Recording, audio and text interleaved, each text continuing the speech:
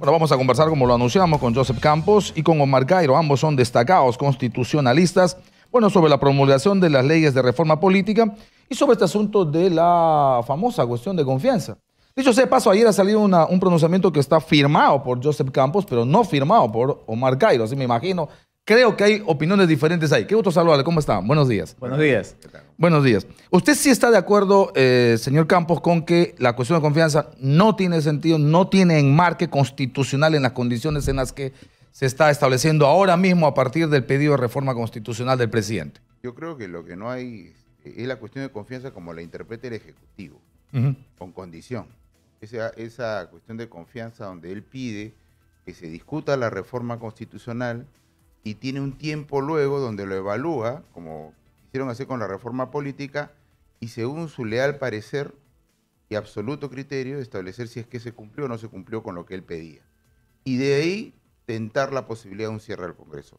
Eso creo que no existe en el mundo jurídico constitucional. Contra eso sí no estoy de acuerdo. Yo creo en la cuestión de confianza, que él puede proponerlo, que el Congreso pueda entrar a debatir la reforma. ¿Pero es solo por la forma diferida o es por el concepto que se establece desde muchos constitucionalistas de que respecto de reforma constitucional el presidente no puede hacer cuestión de confianza debido a que el único autorizado para hacer las reformas de la forma como se haga es el Congreso de la República? Por eso mismo, es que deviene una consecuencia lógica. Si yo digo lo siguiente, que la potestad es exclusiva y excluyente del Congreso de la República, en ese orden. Primero el Congreso lo debate y luego lo ratifica en un escenario a través del pueblo con un referéndum. O el Congreso solo.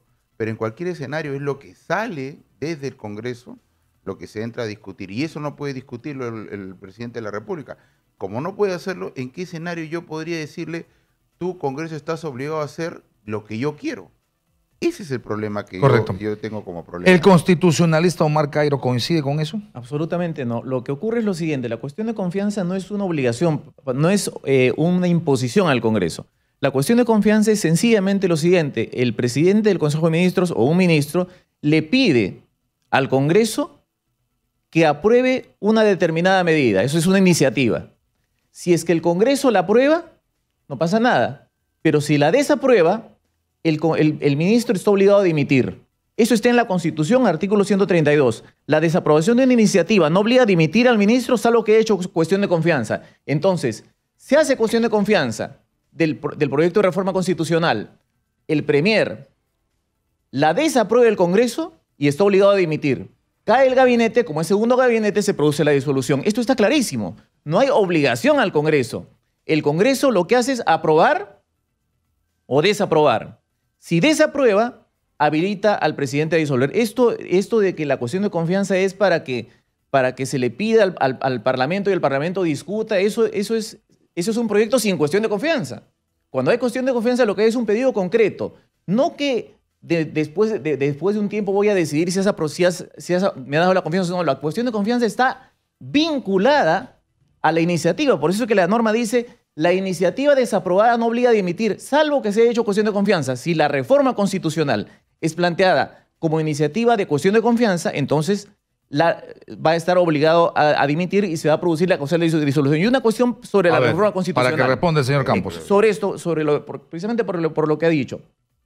En el pronunciamiento dice lo siguiente: siendo que la reforma constitucional no es observable por el presidente de la República, tampoco él puede hacer cuestión de confianza. Esa es la gran razón del pronunciamiento, no hay más.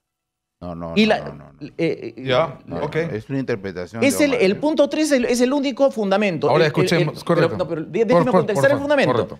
Dice que como no puede observar el presidente de la República, entonces no puede ser cuestión de confianza. Lo que pasa es que la cuestión de confianza no la hace el presidente de la República, la hace el presidente del Consejo de Ministros. Entonces está pretendiendo vincular una limitación al presidente con una atribución al presidente del Consejo de Ministros. Por eso este argumento, que es el único, repito, no sé cuál otro, de repente yo encuentra algún otro, por eso este argumento es absolutamente inconsistente. Doctor Campos, a ver. Lo que pasa es que bajo la lectura de Omar, el presidente de la República, el Ejecutivo, se convierte en un legislador material. O sea, ese es el problema de la interpretación. O sea, lo que venimos a decir nosotros es lo siguiente. El contenido material de las leyes y de las normas con tal rango cuando delega, por ejemplo, al decreto legislativo, hace que sea el legislador el que defina, ¿no? Imaginemos que ponga un tributo nefasto el Ejecutivo y haga cuestión de confianza con eso. No le queda la facultad del Legislativo de decirle no, este Congreso no va. Ese es el tema. El tema es que materialmente la interpretación constitucional nos debe llevar a conciliar las facultades, porque estamos en un estado donde se dividen los poderes, de uno y de otro. Entonces, ¿cuál es la competencia constitucional del legislativo? Es establecer el contenido de la reforma constitucional. Entonces, no resulta para mí de ninguna manera posible que yo tengo este mecanismo y me convierto en un legislador material. O sea, yo me convierto en ejecutivo en un legislador, porque si tú no me apruebas lo que yo te pongo, te disuelvo. Eso no es así. Creo que no es un legislador material, es un proponente. Y cuando hace cuestión de confianza el presidente del Consejo de Ministros... Proponente. El presidente del Consejo de Ministros, te pido que no me interrumpa, Joseph, el presidente del Consejo de Ministros hace cuestión de confianza, le está diciendo, si no aprueban, me están sacando a mí y al gabinete. Ahora, lo que pasa es que como es la segunda ocasión, habilita a disolver, pero la disolución no es la consecuencia natural de la cuestión de confianza, sino es porque esta es la segunda ocasión... No, pero lo natural es lo que acaba de decir el doctor Campos, es decir, cuando se establece la condición de confianza sobre una forma, sobre una esencia y sobre un plazo respecto a una reforma constitucional, no está diciendo yo elegirlo y legílame de esta manera, no se hace legislador en la práctica, el ejecutivo... No, porque el legislativo le puede decir que no, puede desaprobar eso que está pidiendo. Y si no fuera la segunda cuestión de confianza, no habría problema. Le dice que no y se acabó. Pero el tema es que es la segunda ocasión. No es porque sea cuestión de confianza, sino es porque es el segundo derribo de gabinete. Bueno, entonces esperemos que nunca haya segunda confianza. Porque si no, siempre que haya una segunda confianza se va a convertir en legislador material. ¿Por qué? ¿Por decisión política? No, señor, porque tiene esa herramienta no persuasiva, sino extorsionadora. Como él mismo lo ha dicho, ¿extorsionadora? Por supuesto, porque al final de cuentas, bajo la lógica que nos propone mi brillante, además, él ha escrito sobre cuestión de confianza, valgan verdades, ¿no? Lo cierto está en que si es la segunda cuestión de confianza, al legislativo no le queda otra que aprobarlo. Eso no es así, eso es inconstitucional. Quien tiene la materia para con la competencia para legislar es el legislativo. Y como bien lo ha dicho mi estimado Omar, el Ejecutivo es solo un proponente. Un proponente. Bueno, la calificación está clarísima. O sea, está funcionando esta cuestión de confianza como un tema de extorsión. Yo creo que no, porque si no la Constitución estaría habilitando la extorsión, porque el artículo 134 dice... 134, ¿qué dice? El presidente está facultado para disolver si el Congreso le ha negado su confianza a dos consejos de ministros. Entonces, este sería el segundo consejo de ministros al que se le negaría la cuestión de confianza respecto de una iniciativa concreta, artículo 132. Entonces, cuando eso pasa, la Constitución dice que se disuelve. Se puede disolver, perdón, se habilita a disolver. Eso no es extorsión, eso es balance. Así como el Congreso puede censurar ministros, puede hacer perder el cargo a gabinetes, el presidente puede, como contrapeso, disolver en una ocasión extraordinaria. No es frecuente que se derriben dos gabinetes, o sea, no es que todos los días. Entonces, en esa hipótesis extraordinaria, el 134 literalmente no habilita la extorsión, habilita el contrapeso. Yo no lo veo como contrapeso, porque de alguna manera lo que vamos a hacer, y es claro, siempre, yo primero gobierno, primero lugar, es una herencia del fujimorismo, el que sean dos, antes eran tres. ¿Okay? Este tema aquí pasa por lo siguiente.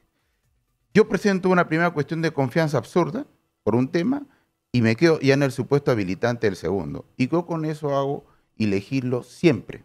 Porque como voy a estar en la segunda, siempre voy a pedir cualquier cosa y siempre el Congreso me lo va a dar. Porque si no me lo cierra.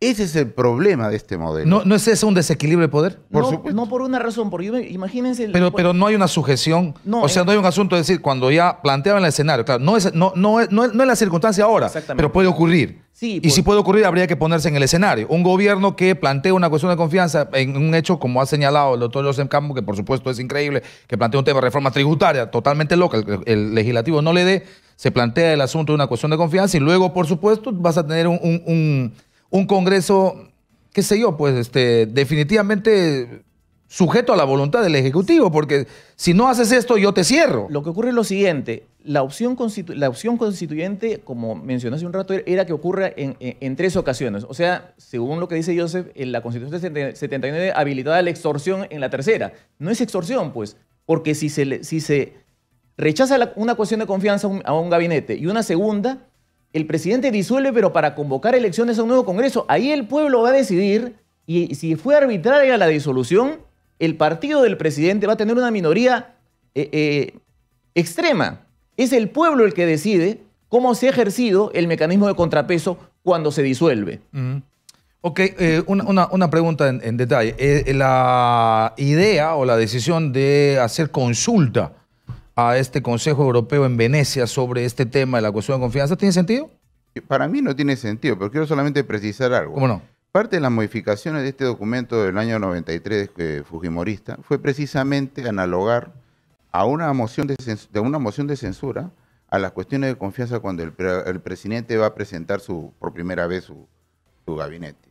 Eso forma parte de este temperamento autoritario que hoy se expresa, porque lamentablemente, como es la vida, como una vez lo dije, esta constitución que es hija del fujimorismo hoy funciona como un mecanismo de extorsión a la representación política.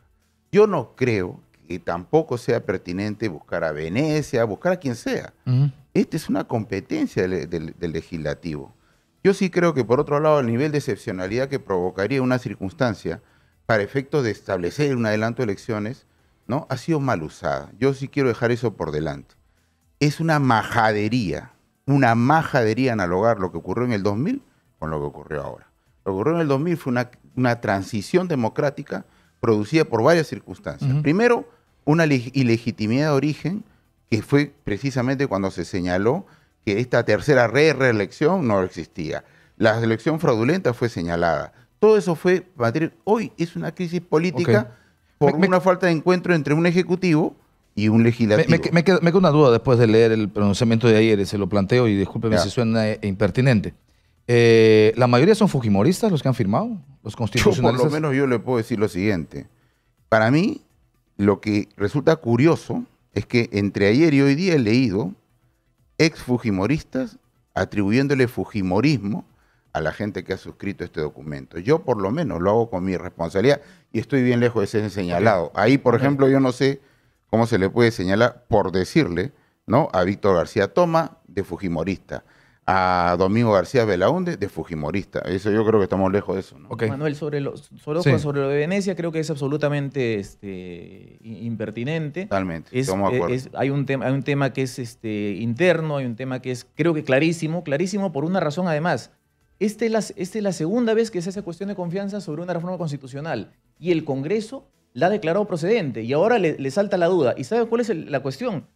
¿Sabe cuál es el tema más saltante? Que quien plantea la consulta es el presidente del Congreso, el señor Olaechea, que votó a favor de la primera cuestión de confianza del año pasado. O sea, el año pasado él estaba de acuerdo en que era procedente y votó a favor. Y hoy día le pide a Europa que examine la Constitución peruana. Y sobre lo que dijo hace un momento, para terminar, creo que lo que hemos conversado ratifica lo que dije al inicio. El único argumento que se plantea en el pronunciamiento es el punto 3, que es el referido a que no se puede hacer cuestión de confianza de reformas constitucionales porque el presidente de la República no lo puede observar. Creo que eso está claro que no es pertinente porque el presidente del Consejo de Ministros es el que hace la cuestión de confianza. Y además, Joseph acaba de mencionar que en el segundo punto lo que dicen es que es inconveniente el adelanto de elecciones. Eso no es materia constitucional, pues si es conveniente o es conveniente, eso es materia de charla, materia de opinión política. Opinión política. El hecho político más relevante del siglo XX fue haber hecho a la Constitución norma jurídica. Y la Constitución es una norma jurídica y política. Y una de las cosas que trajo como consecuencia de esta gran transformación en la Constitución es haber importado y establecido la rigidez constitucional. Esto de estar poniendo reformas políticas, reformas constitucionales cada rato, es materialmente una afectación a esa rigidez. A cada rato vamos a cambiar la Constitución. Y además, bajo este escenario de legislación material. Muy bien. Es una opinión respetable, pero no es política, no constitucional. No es constitucional. Yo opino lo contrario, usted opina lo contrario, entonces No le pongas opinión a... El Tribunal Constitucional... ¿Es político o es constitucional esa parte respecto a la adelanto de evaluación elecciones? de una constitución es siempre jurídica y política. Leer la constitución como si fuera el Código Civil es el drama de los constitucionalistas de ahora. Ok, muy bien. Muchas gracias. Gracias a usted. Ha sido muy gentiles. Joseph Campos, constitucionalista. Omar Cairo, constitucionalista. Por supuesto, hay cosas pendientes de seguir debatiendo. Nos ha faltado tiempo para hablar del asunto de la reforma política, cuyas normas ya se han publicado el día de hoy. Esperamos poder hacerlo lo más pronto posible. Vamos a la pausa y regresamos en Exitosa, la radio del Perú.